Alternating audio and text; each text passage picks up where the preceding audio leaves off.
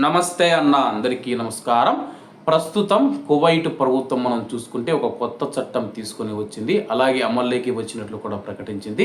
వివరాల్లోకి వెళితే కానీ కువైట్లో తీవ్రవాద నేరాలను ఎదుర్కోవడం పైన ఒక డిక్రీ చట్టాన్ని కువైట్ ప్రభుత్వం జారీ చేసింది.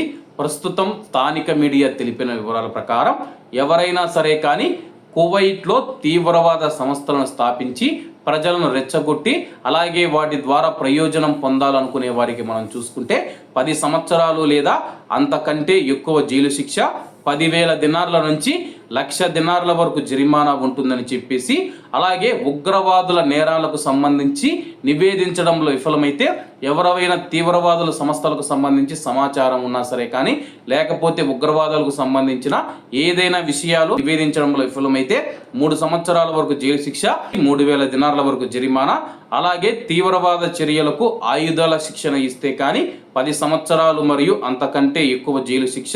శిక్షణ పొందిన వ్యక్తికి ఉద్దేశం తెలిస్తే 7 సంవత్సరాల జైలు శిక్ష. శిక్షణ పొందుతూ ఉన్న వ్యక్తి నిజంగా తీవ్రవాదులలో చేరటానికి దాని గురించి తెలిస్తే కానీ అతడికి 7 సంవత్సరాల జైలు శిక్ష విధిస్తామని చెప్పేసి, అలాగే కువైట్లో దౌత్య కార్యకలాపాలపైన దాడి చేస్తే కానీ, కువైట్లో ఉన్న ఎంబసీలు ఏవైతే ఉన్నాయో ఆ యొక్క ఎంబసీల పైన దాడి చేస్తే కానీ 7 సంవత్సరాలు లేదా అంతకంటే ఎక్కువ కాలం జైలు శిక్ష.